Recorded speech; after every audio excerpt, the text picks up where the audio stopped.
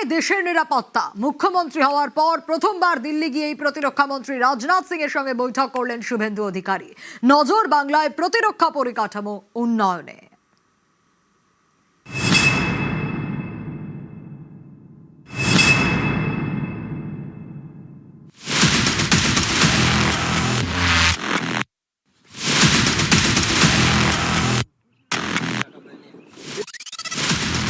দেশের সুরক্ষার সঙ্গে নো কম্প্রোমাইজ।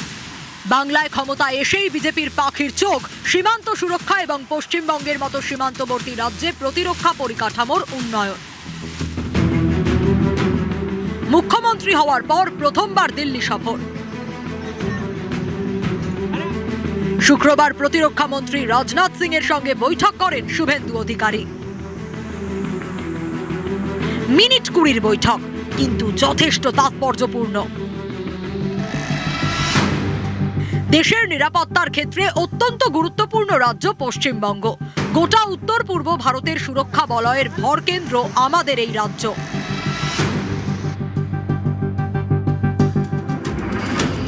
কিন্তু গত কয়েক বছর ধরে বিজেপি বারবারই অভিযোগ করেছে, বাংলার তৃণমূল সরকারের অসহযোগিতার কারণেই এই রাজ্যে প্রতিরক্ষা পরিকাঠামো তৈরি করা যাচ্ছে না।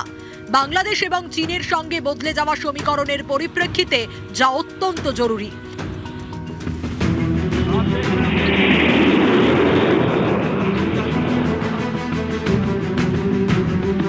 উত্তরপ্রদেশ, অসমের মতো বিজেপি শাসিত রাজ্যে অনেক আগে থেকেই জোর কদমে শুরু হয়েছে প্রতিরক্ষা পরিকাঠামো তৈরির কাজ।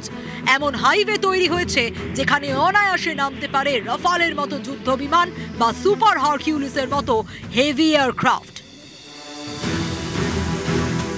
গত 14 ফেব্রুয়ারি অসমের ডিব্রুগড়ের মোরানে উত্তর পূর্ব ভারতের প্রথম হাইওয়ে ইমার্জেন্সি ল্যান্ডিং ফ্যাসিলিটির উদ্বোধন করেন প্রধানমন্ত্রী। এটা এমন হাইওয়ে যেখানে ফাইটার জেট এমনকি হারকিউলিসের মতো হেভি এয়ারক্রাফটও নামতে পারে। ইংরেজিতে একটা শব্দ আছে, ব্যাটল রেডি, অর্থাৎ যে কোনো সময় যুদ্ধে নামতে প্রস্তুত। এই রাস্তাও ঠিক তেমনই, যুদ্ধে নামতে প্রস্তুত।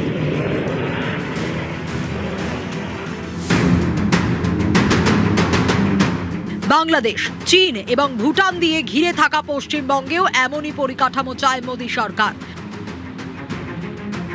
বাংলার সবথেকে গুরুত্বপূর্ণ স্ট্র্যাটেজিক পয়েন্ট শিলিগুড়ি করিডোর বা চিকেন স্নেক। এই অঞ্চলে জাতীয় সড়ক সহ 120 একর জমি কেন্দ্রকে হস্তান্তরের সিদ্ধান্ত নিয়েছে শুভেন্দু অধিকারীর সরকার। এই চিকেন স্নেক দিয়ে ভূগর্ভস্থ রেলপথ তৈরির ঘোষণা করেছে কেন্দ্র। শিলিগুড়ির বাগডোগরা থেকে অসমের 3 মাইল হাট পর্যন্ত তৈরি হবে টানেল, সেখান দিয়ে ছুটবে রেল। नॉर्थ ईस्टर्न स्टेट्स को पूरे देश के साथ जोड़ने वाला जो हिस्सा है, उस हिस्से के लिए भी विशेष प्लानिंग की गई है। 4 लाइंस और अंडरग्राउंड लाइन की भी प्लानिंग की है। রাজ্যে পালা বদলের পর মুখ্যমন্ত্রী শুভেন্দু অধিকারী বুঝিয়ে দিয়েছেন, দেশের নিরাপত্তার স্বার্থে যা করার তাই করবে তার সরকার। তাই কুর্সিতে বসেই দুটি অত্যন্ত গুরুত্বপূর্ণ সিদ্ধান্ত নিয়েছেন তিনি। 1, সীমান্তে কাঁটাতার দেওয়ার জন্য বিএসএফ এর জমি হস্তান্তর। 2, 7টি জাতীয় সড়কের রক্ষণাবেক্ষণ এবং পরিকাঠামো উন্নয়নের দায়িত্ব কেন্দ্রকে হস্তান্তর। শিলিগুড়ি করিডোর সংলগ্ন এই 7টি জাতীয় সড়ক এখন থেকে কেন্দ্রই দেখভাল করবে। এখানে যা পরিকাঠামো তৈরি হবে সেটা সরাসরি কেন্দ্রই করবে। তাহলে কি আগামী দিনে এই সব জাতীয় সড়কেও যুদ্ধবিমান নামতে দেখা যাবে? অপেক্ষায় বাংলা। নিউজ 18 বাংলা।